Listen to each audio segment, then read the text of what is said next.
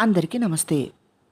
సుధామూర్తి గారి కథల సంకలనం 'తడియారిన సంతకాలు' నుంచి మరొక మంచి కథ.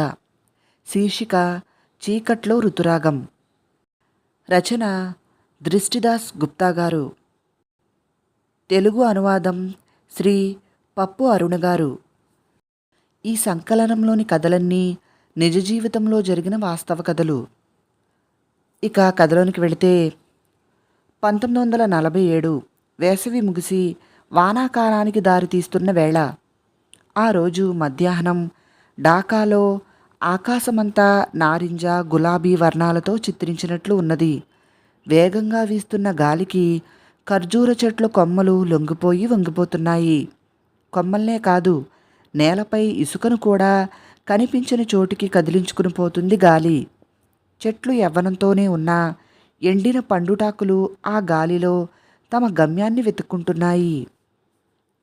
దుమ్మురేగిన కొమ్మల్ని తాకుతూ పక్షుల గుంపులు సంతోషంతో గాల్లో తరంగాలు సృష్టించుకుంటూ తారంగం చేస్తున్న వేళలో చూస్తుంటే ఏ క్షణమైనా చినుకులు పడవచ్చనిపిస్తోంది. నిజానికి మలమలలాడ్చిన వేసవి కాసింత ఎక్కువే ఉంది ఈసారి. కానీ ఆ వేడికి వీడ్కోలు పలికి ఋతుపవనాలను ఆహ్వానించాల్సిన సమయం వచ్చేసింది. జ్ఞాపకాలతో పాటు కొన్నిసార్లు పాత అనుభూతులు కూడా పెనవేసుకుని ఉంటాయి మనతో. నాకెందుకో ఆ రోజు ఈసారి వచ్చే ఋతుపవనంతో మా జీవితాలలో కూడా కొత్తదనం వస్తుందనిపించింది. అదేదో తెలియదు కానీ ఏదైనా మంచే జరుగుతుందనిపించింది. గణగణమంటూ గంట మోగగానే ఈ రోజుకు చదువులు చాలంటూ 4వ తరగతి చదువుతున్న 14 మంది అమ్మాయిలం పలకలు పుస్తకాలు సర్దుకుని బిలబిలమంటూ అరకొర కట్టడపు గదుల్లో నుంచి విశాలమైన నీలాకాశం కిందకి చేరుకున్నాం. నేను పరిగెత్తుకుని వచ్చాను. గాలి భలే గమ్మత్తుగా అనిపించింది. ఇంతలో మీరా అని ఎవరో పిలవటంతో ఏంటని వెనక్కి తిరిగి చూశాను. చూస్తుంటే వాన వచ్చేలా ఉందే, దగ్గరలోని కుంటకు పోదామా, చేపలు పడదామా అంది మౌని. ఈరోజు రాత్రికి ఎంచక్కా చేపలు తినొచ్చు అనిపించి నా మనసు సంతోషంతో నిండిపోయింది. పద పద అంటూ సంబరపడిపోయింది మౌని. బడి వెనకాలే ఉన్న పెద్ద కుంట, అంటే చెరువు లాంటిది, దాని దగ్గరికి పోయాం. నేను మౌని వెళ్ళేసరికే వాన మొదలైంది. మా మెడలో ఉన్న దుపట్టాలను 2 వైపులా ముడివేసి చిన్న సంచిలా చేసి నీళ్లలో వేశాం. చేప చిక్కటానికి మాకున్న సులభమైన చక్కనైన మార్గము ఇదే. కానీ ఓపిక పట్టాలి. వానతో కుంటలోని చేపల కదలిక పెరిగింది. చాలాసేపలా ఓపిగ్గా కూర్చున్నాక నా గేలానికి ఏదో చిక్కినట్లు అనిపించింది. దుపట్టాను బయటికి లాగాను. చిన్న రోహు చేప చిక్కుకుంది. ఆనందంతో గంతులేశాను. మౌని మాత్రం తెల్లమొహం పెట్టుకుంది. దాని అదృష్టం ఇంకా చిక్కలేదు కాబట్టి. గంట తర్వాత నాకు మొత్తం 2 చేపలు, మౌనికి 1 చేప దొరికాయి. ఆ రోజు రాత్రి పసందైన తిండి తినబోతున్నామనే ఆనందం మాలో కనిపించింది. 7 మందిమున్న మా ఇంట్లో ఈ 2 చేపలు ఏ మూలకు సరిపోవని తెలుసు. అయినా కొద్దిగానైనా అదే చాలన్న సంతోషం, సంతృప్తి. వాలుతున్న సూర్యుడి కిరణాలతో సాయంత్రం ముగుస్తుందని తెలిసి ఆ చిన్న చేపలను పట్టుకుని ఇళ్లకు మళ్ళాం. కొద్ది దూరం వచ్చాక ఇద్దరం ఎవరి వీధిలోనికి వాళ్ళం వెళ్ళిపోయాం. మౌని నేను బడి స్నేహితులమే కాదు, మా కుటుంబాల మధ్య కూడా స్నేహముంది. మా ఇద్దరి నాన్నలు బ్రిటిష్ ట్రేడింగ్ కంపెనీలలో కేర్ టేకర్లుగా పనిచేసేవారు. వాళ్ళకు వచ్చే జీతాలు మా పెద్ద కుటుంబాల్ని నడపటానికి బొటాబటీగా సరిపోయేవి. బ్రిటిష్ కంపెనీలు వెనక్కి వెళ్ళిపోతుండడంతో ఉన్నంతలో ఏదో నెట్టుకొస్తున్నాం. ఇలాంటి సమయంలో చేపలు కొనుక్కుని తినటమనేది కలలో కూడా ఊహించలేని స్థితి. అందుకే రాత్రి చేపల్ని రుచి చూడబోతున్నామనే సంతోషంతో వానలో ఎగురుతూ గెంతుతూ బురద నీటిలో బుడగల్ని కాళ్లతో తన్నుతూ దారిలో కనిపించిన తెలిసిన వారికల్లా ఆనందంతో చేతులూపుతూ ఈ చేపల్ని చూసి అమ్మ, నలుగురు అన్నయ్యలు ఎంత సంతోషిస్తారోనని ఊహించుకుంటూ వెళుతున్నాను. చేప తింటే తన కడుపులో తిప్పుతుందని చెప్పి అమ్మ తినకుండా ఉంటుందని, మా 5గురు పిల్లలకు కాసింత ఎక్కువ వచ్చేలా చేస్తుందని గుర్తొచ్చింది. కానీ ఈసారి అమ్మనలా చెయ్యనివ్వను. ఎంత అమ్మైతే మాత్రం ఆమెకు ఇష్టాయిష్టాలుండవా ఏమిటి? మా కోసం అణుచుకుంటుందంతే. ఇంటికి దగ్గరికి చేరిన కొద్దీ నాలో ఉత్సాహం మరింత ఉరకలెత్తసాగింది. నా కుటుంబం కళ్ళల్లో కనిపించే మెరుపును చూడాలనే తహతహ పెరిగింది. ఇక ఏమాత్రం ఆలస్యం చేయలేని స్థితి. సందు తిరిగితే మా ఇంటికి చేరుకుంటాననగా కుడి చేతి వైపునున్న మర్రి చెట్టు కిందకి మళ్ళింది నా చూపు. మధ్య వయస్కుడొక ఆయన మోకాళ్ళు ముడుచుకుని కూర్చుని, చేతులు చుట్టుకుని, తల వంచుకుని ఉన్నాడు. నిలువెల్లా వణికిపోతున్నాడు. మురికి మరకలతో కూడిన నీలిరంగు సల్వార్ కమీజ్, తలపై గుండ్రటి తెల్లని టోపీ ఉంది. అరక్షణం అలా ఆగి అతని వైపు చూశాను. అప్పుడు తెలిసింది ఆయన ఏడుస్తున్నాడని. ఏడ్చి ఏడ్చి పీక్కుపోయినట్లున్నాడు. బిగ్గరగా ఏడుస్తూ ఏడుస్తూ మధ్యలో ఊపిరి పీల్చుకుంటున్న తీరు చూసి నా గుండె తరుక్కుపోయింది. ఆయన గుండెల్లోని బాధ, వేదన ఆ కన్నీటిలో స్పష్టంగా కనిపిస్తున్నా వెంటనే వానజల్లులో పడి కొట్టుకుపోతున్నాయి. నేనిక ఏమాత్రం ఉండబట్టలేకపోయాను. తెలియకుండానే ఆయన వైపు నడిచాను. పిల్లల్ని ఎత్తుకుపోయేవాళ్ళు వస్తుంటారంటూ అమ్మ చేసిన హెచ్చరిక మొదట గుర్తుకొచ్చి కాసింత భయమేసింది. కానీ గుండెల్ని చించుకుని వస్తున్న ఆ ఏడుపు, బాధ నకిలీవి కావని నా మనసు చెబుతుంది. నింగి నేల మధ్య ప్రేమంత స్వచ్ఛమైంది, నిజమైంది ఆయన ఏడుపు అనిపించింది నాకు. కాకు, ఏమైంది? దగ్గరికి చేరి అడిగాను. నా వంక చూశాడు. ఆయన పొడుగాటి గడ్డం వయసుతో పాటే తెల్లబడుతోంది. ముంజేతితో కన్నీళ్లను తుడుచుకుంటూ, ఏం లేదు తల్లి, ఏం లేదు అన్నాడు. మరి ఎందుకేడుస్తున్నావు? ఊపిరి పీల్చుకుంటూ ఉంటే అతని కళ్ళల్లోనికి సూటిగా చూశాను. తన కాటన్ సంచిలో నుంచి గాజుగాజులు తీసి చూపిస్తూ, 3 రోజులుగా ఒకటి కూడా అమ్మలేకపోయాను. కష్టకాలం వచ్చేసింది. మన దేశం విడిపోతోంది. ఎవరికి వారు తమ ప్రాణాలు కాపాడుకోవటం గురించే ఆలోచిస్తున్నారు. నా గాజులెవరు కొంటారిప్పుడు అన్నాడు. ఆయన చెబుతున్నది నాకు అర్థం కాలేదు. ఆ క్షణాన గాజులు అమ్ముడుపోలేదన్నది తప్పిస్తే ఆయన బాధ వెనకాల కారణం నాకు అర్థం కాలేదు. గాజులు అమ్ముడుపోకపోవటంతో డబ్బులు సంపాదించలేదు. నా కుటుంబం కొద్ది రోజులుగా పస్తుంటుంది. ఈ రంజాన్ నెలంతా తినకున్నా ఎలాగోలా నెట్టుకొచ్చాం. అలా అంటున్నప్పుడు ఆయన కళ్ళ వెంట నీళ్లు జలజలా కారింది. కానీ రేపు ఈద్ పండుగ.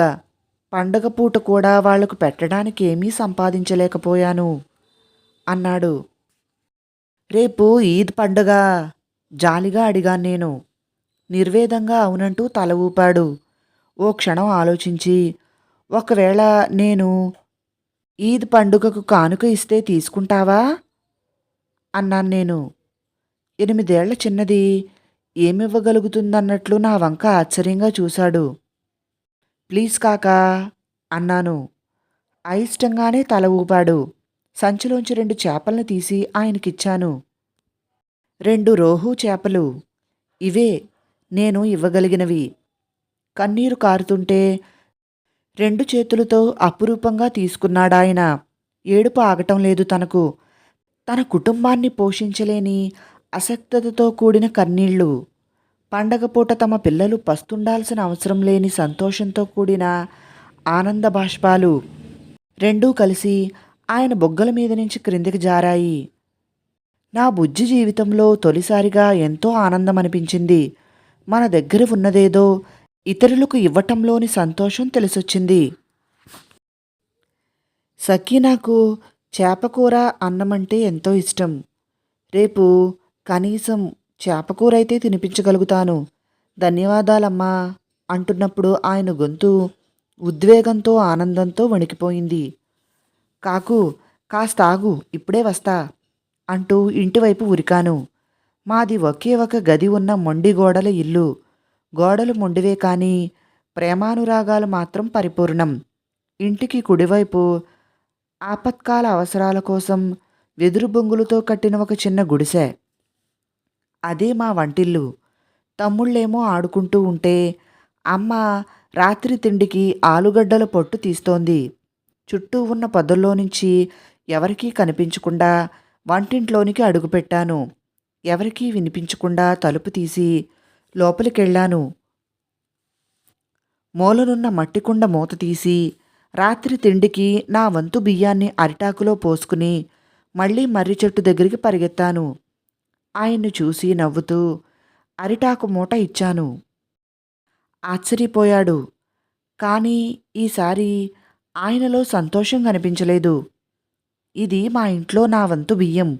మీ ఇంట్లో వాళ్ళందరికీ ఇది సరిపోదని నాకు తెలుసు. కానీ సకీనాకు సరిపోతుంది అన్నాను. నువ్వు ఇప్పటికే నాకు చాలా ఇచ్చావు. ఇక నీ నుంచి ఏమీ తీసుకోలేను అంటూ నిరాకరించాడాయన. ప్లీజ్ కాకు, ఇది లేకుంటే నా పండగ కానుక పూర్తవ్వదు అన్నాను. అయితే నువ్వు ఈ గాజులు తీసుకో అన్నాడు.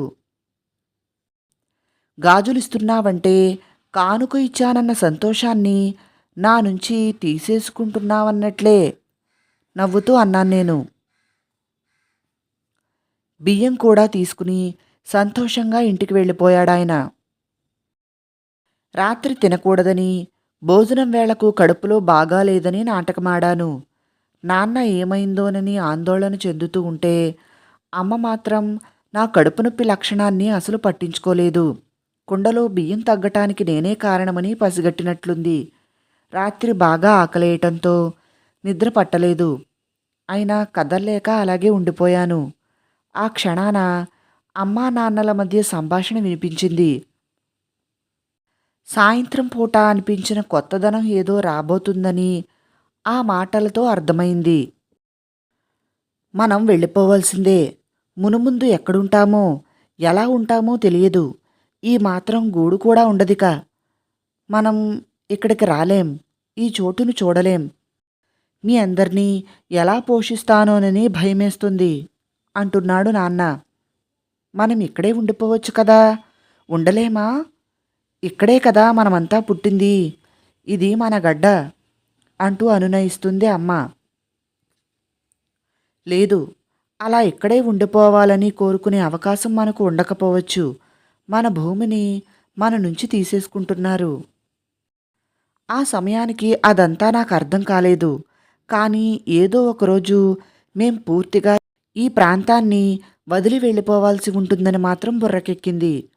ముగ్ధమైన పూల సువాసనలతో అలరారే ఈ అందమైన పర్వతాలు, చెట్లపై ఎగురుతూ దూకుతూ సంగీతం వినిపించే పక్షుల సమూహాలు, అద్భుతమైన సూర్యోదయాలు, మట్టితోనే అయినా మన్నికగా అలికిన మా ఇంటి లోగిలి, నా తమ్ముళ్ళతో ఆడుకున్న ఈ నేల, మట్టి వాసన అన్నీ మా జ్ఞాపకాల్లో మాత్రమే ఉంటాయిక.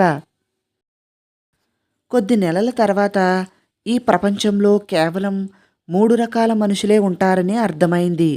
బ్రిటిష్, హిందూ, ముస్లిం. బ్రిటిష్ వాళ్ళు మన దేశాన్ని ఆక్రమించుకున్నారు.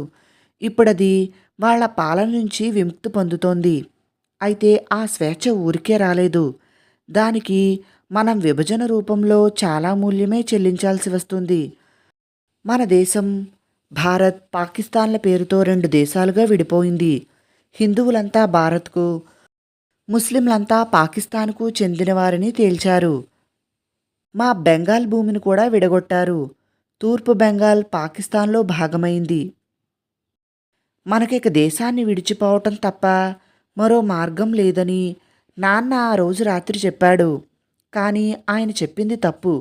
మరో మార్గం ఉంది. అది ఇక్కడే చనిపోవటం. దాడులు మొదలయ్యాయి. మానవత్వం చచ్చిపోయింది. అది 2 మతాల మధ్య యుద్ధం కాదు. దయ, కరుణ, లుప్తమైన మనుషులకు, అసక్తతతో అన్నీ కోల్పోయిన దురదృష్టవంతులకు మధ్య తలెత్తిన యుద్ధమిది. ఇళ్ళు తగలబెట్టారు. అమ్మాయిలపై అత్యాచారాలకు పాల్పడ్డారు. అమానవీయంగా మనుషుల్ని చంపేశారు. ఇన్నాళ్ళు మా స్వర్గంలా కనిపించిన మా ఢాకా నరకానికి నకలుగా, యుద్ధభూమిగా మారిపోయింది. ప్రాణాలపై ఆశ ఉన్న హిందువులు భారత్కు పారిపోవటం ప్రారంభించారు. ఎవరైతే కన్నతల్లి లాంటి ఊరిని వదులుకోవటానికి ఇష్టపడలేదో వారు ప్రాణాల్ని వదులుకోవాల్సి వచ్చింది. మేము తప్పించుకునే మార్గం కోసం ప్రయత్నించాం. పున్నమి తర్వాత పశ్చిమ బెంగాల్కు వెళ్లేలా మా నాన్న ప్లాన్ చేశారు. కొన్ని రోజుల పాటు ఇంట్లో నుంచి బయటికి రాకుండా ఉండిపోయాం. వసారాలోనికి కూడా వచ్చే ప్రయత్నం చేయలేదు. కనీసం సూర్యకిరణాన్ని కూడా ఇంట్లో పడనివ్వలేదు. భారత్ వెళ్లే ట్రైన్ ఎక్కించడానికి సాయం చేస్తానన్న మా నాన్నగారి స్నేహితుడి కోసం వేచి చూస్తూ కూర్చున్నాం అంతే. తెల్లవారితే మా ప్రయాణమనగా మా మాతృభూమిలో చివరి క్షణాన్ని ఆస్వాదించే అవకాశాన్ని విధి మాకు ఇవ్వలేదు. ప్రయాణానికి ముందు రోజు ఉదయమే దోపిడీ మూకలు మా ఇరుగు పొరుగు ఇళ్లపై పడ్డారు. మా ఇంటికి రాకముందే మేమెలాగోలా బయటపడ్డాం. మాకున్నవన్నీ వదిలేసి వచ్చేశాం. నాకున్న ఏకైక కర్రబొమ్మతో సహా. జమీందార్ భవంతిలోనికి వెళ్ళి దాక్కున్నాం. జమీందార్ కుటుంబం ఎన్నడో వెళ్ళిపోయింది. ఎవరికీ కనబడకుండా ఉండటానికి వెనకాల ఉన్న జమీందార్ మామిడి తోటలోనికి వెళ్ళి దాక్కున్నాం. నాన్నలో ఉద్వేగం పెరిగింది. జీవితంలో తొలిసారి ఆయన ముఖంలో భయం చూశాను.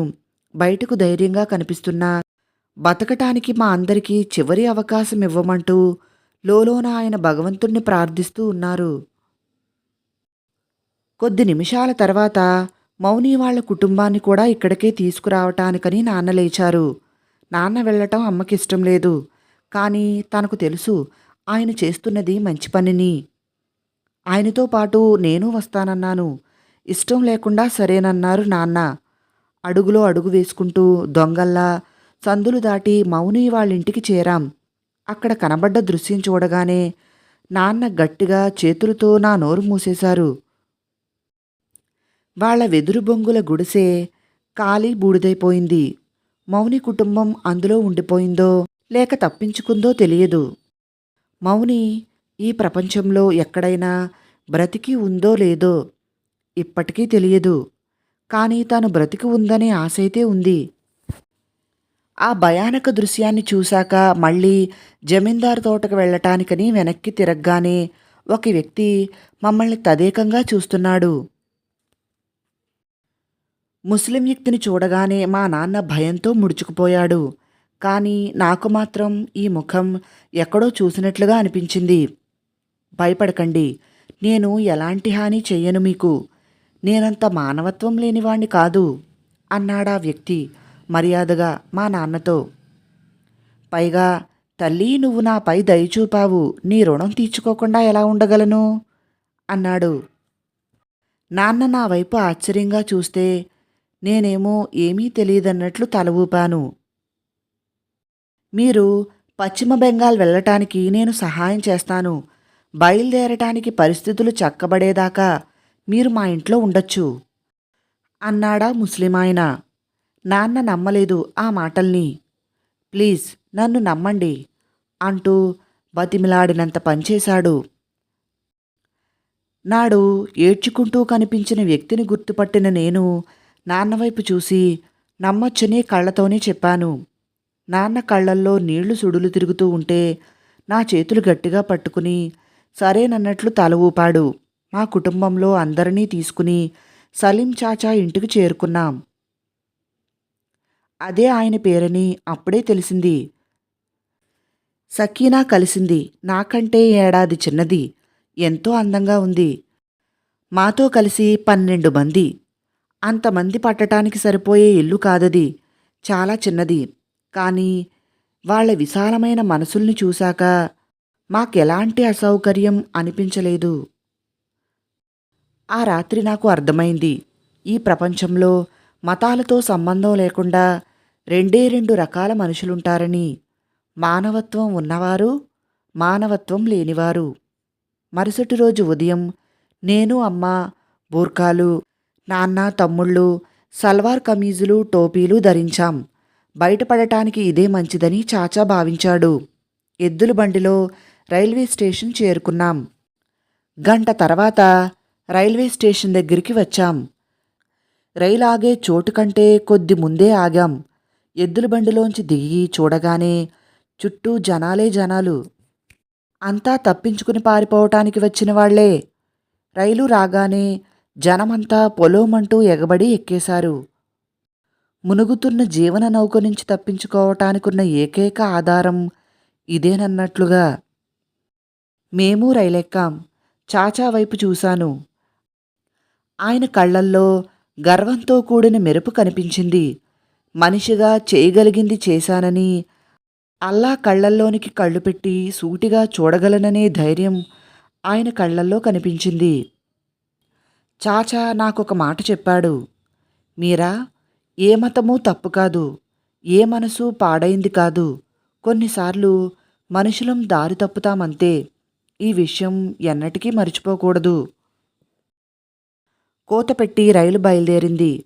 మా అందరి మనసుల్లో మళ్ళీ జన్మభూమికెన్నడూ రాలేమనే బాధ ఒకవైపు, కనీసం కుటుంబం అంతా కలిసే ఉన్నామనే సంతోషం ఇంకొక వైపు. కష్టకాలంలో కూడా జీవితం ఎంతో విలువైంది. ఆ చీకటి రోజుల్లో కూడా జీవితంలోని మంచితనాన్ని 1947 నాటి ఋతురాగం నాకు రుచి చూపించింది. ఈ విశ్వంలో ఒకసారి ప్రేమంటూ పంచాక అదెన్నడూ వృధా కాదు. నీకు అవసరమైన సమయంలో, నీకు తెలియని కోణంలో అది మళ్ళీ తిరిగొస్తుంది. తర్వాత ఏమైంది? చెప్పటం ఆపిన మా అమ్మమ్మను అడిగాను. ఏమైందంటే, జీవితం మొదలైంది. అది మరో కథ. మళ్ళీ ఎప్పుడైనా తీరిగ్గా చెబుతాన్లే అంటూ ముగించేసింది. విన్నందుకు అందరికీ చాలా చాలా థ్యాంక్స్. నచ్చితే వీడియోని లైక్ చేసి నా ఛానల్ను సబ్స్క్రైబ్ చేసుకోండి ప్లీజ్. మరిన్ని కథలు, నవలల కోసం డిస్క్రిప్షన్లో మరియు కమెంట్ బాక్స్లో ప్లేలిస్ట్ లింక్స్ ఉన్నాయి, ఒకసారి చూడండి. ధన్యవాదములు. మీ ప్రసన్న.